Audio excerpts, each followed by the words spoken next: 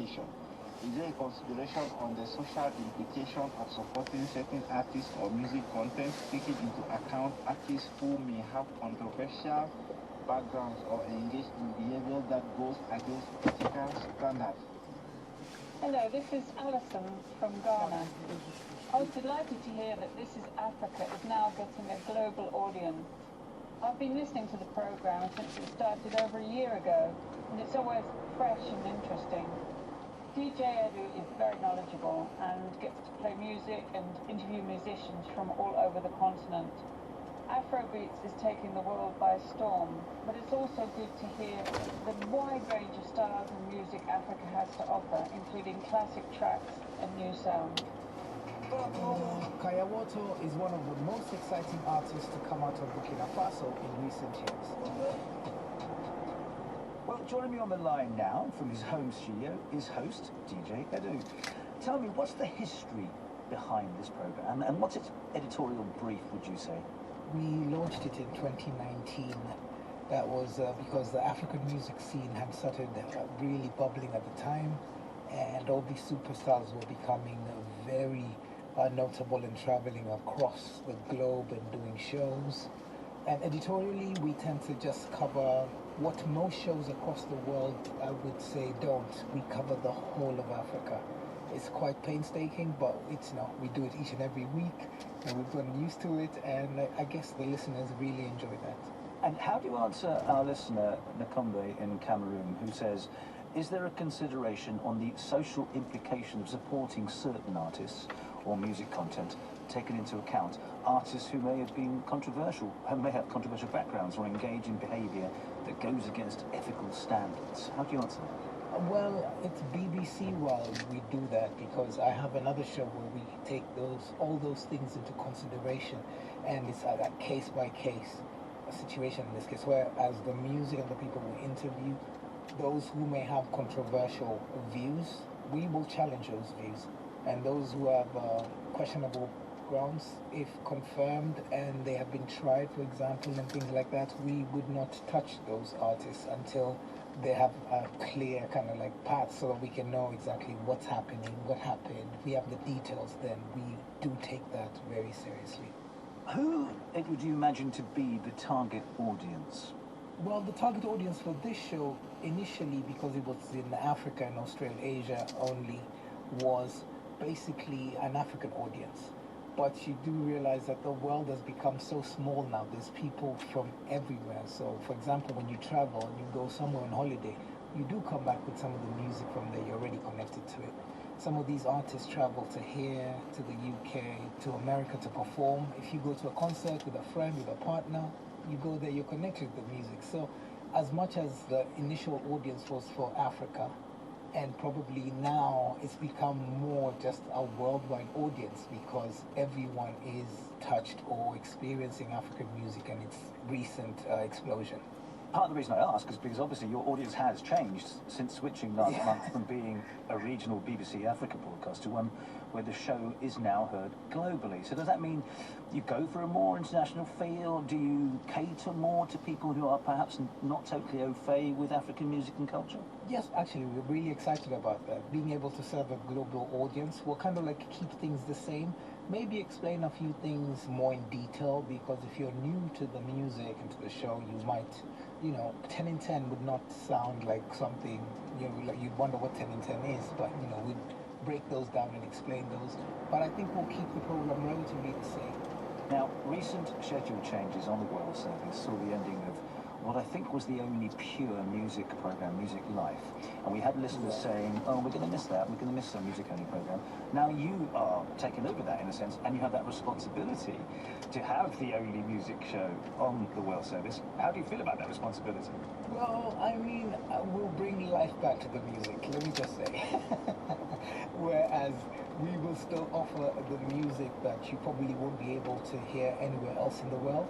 So if you love your music and you love being intrigued and mystery and not knowing what's coming up next, or something you might know or might have heard before, this is the place to be.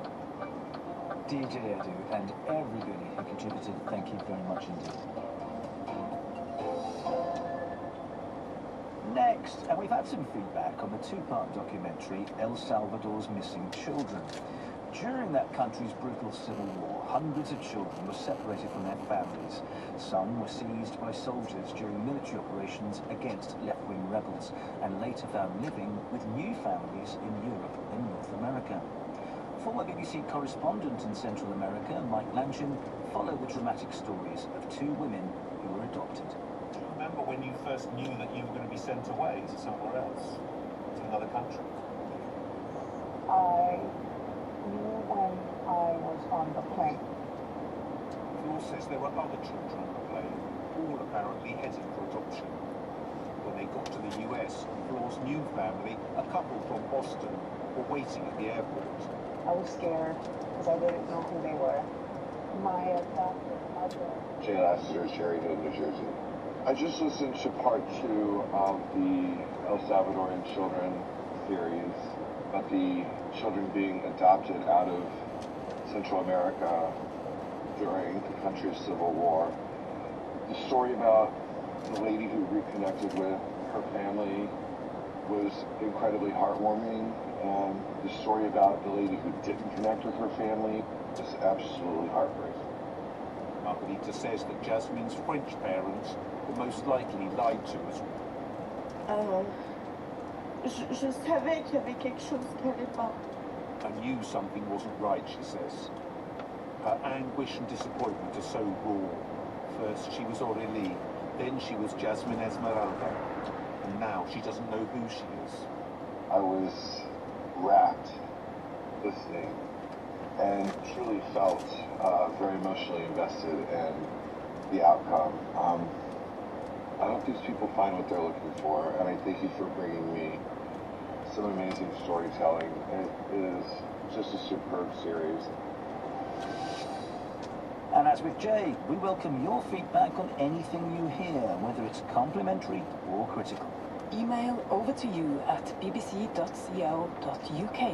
or you can tweet at overtoyoubc. That's it for today. Thanks as ever for all your input and for listening. I'm Rajan Datar, the producer is Howard Shannon, and there'll be more of your feedback at the same time next week.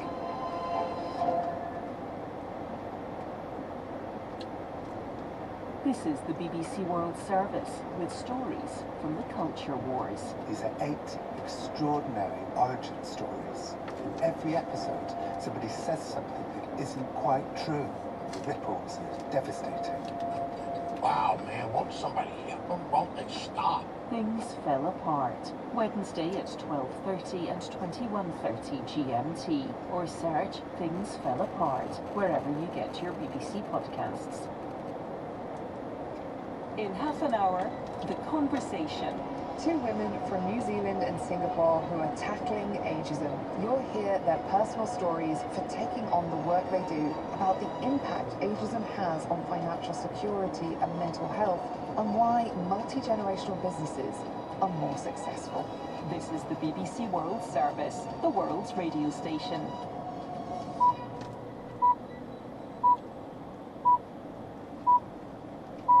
Welcome to the newsroom with me, Jeanette Jalil.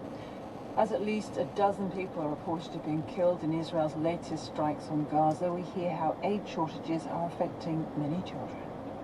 So this is Jenna. She presented, you said, as a skeleton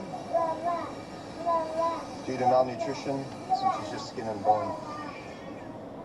More huge protests in Georgia against a proposed bill that critics say threatens free speech. This is a law which stigmatizes any free-minded organization. There are hundreds of such NGOs who have done so much good for Georgia. Tornadoes in Oklahoma leave 4 dead and dozens injured. What I saw downtown, it's unbelievable. Just like that, all those businesses in downtown Sulphur, overnight, have been wiped out. So we need to help Sulphur rebuild. The Australian actor Nicole Kidman gets a Lifetime Achievement Award, a Thunder's Bulletin. I'm Neil Nunes with the BBC News. The Israeli military says it's stepping up aid deliveries into Gaza in the coming days, as the United Nations warns that Palestinians in the territory are facing catastrophic hunger. White House's President Biden again stressed the need for more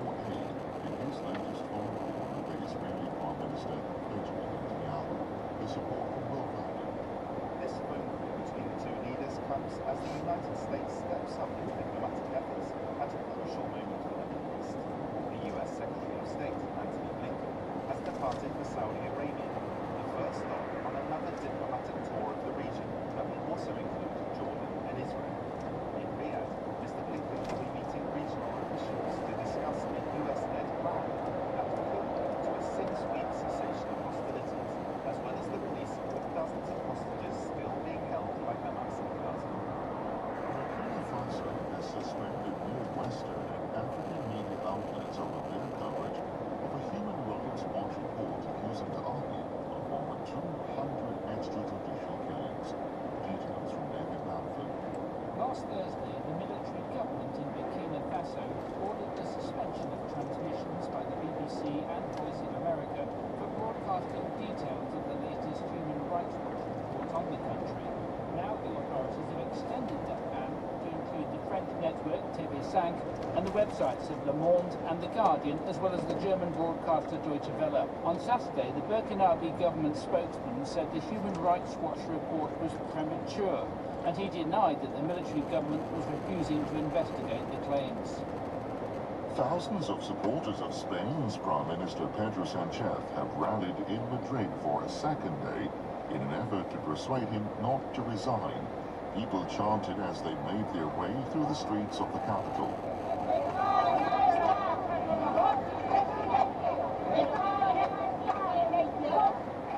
Mr. Sánchez stunned the country on Wednesday by announcing he was cancelling all official engagements after a court opened a corruption investigation into his wife's business dealings. He's dismissed the allegations against her as a sustained campaign of political slander by his opponents. He said he will announce his future on Monday. Tens of thousands of Georgians have marched towards Parliament in the capital, Tbilisi, protesting against legislation that would label some organizations as being under foreign influence. Blowing whistles and waving EU flags, the demonstrators said they were defending free speech and Georgia's European future. The law would require organizations that receive funding from abroad to register as pursuing the interests of a foreign power. BBC News. Cleanup operations have been taking place in the U.S. state of Oklahoma after tornadoes ripped through several towns. The storms killed at least 4 people, including a young child. Oklahoma's Governor Kevin Stitt said he was shocked by the scale of the devastation in the town of Sulphur. At a news conference there, the Republican Speaker of the Oklahoma House of Representatives, Charles McCall, insisted the town would recover. We will rise, we'll clean up, we'll rebuild, and we'll move forward. And we'll be here every step of the way with Sulphur and the other communities across the state as we move forward and seek restoration. The White House says President Biden has offered the authorities in Oklahoma the full support of the federal government. A British member of parliament says he was expelled from Djibouti because of its close ties with China. Tim Lawton told the Daily Telegraph newspaper he was detained for hours during a trip before being deported. He's among a group of British MPs sanctioned by Beijing for highlighting alleged human rights abuses against Uyghur Muslims. The BBC has been told that Scotland's First Minister Humza Yousaf is considering stepping down. He's been struggling to secure support for his minority government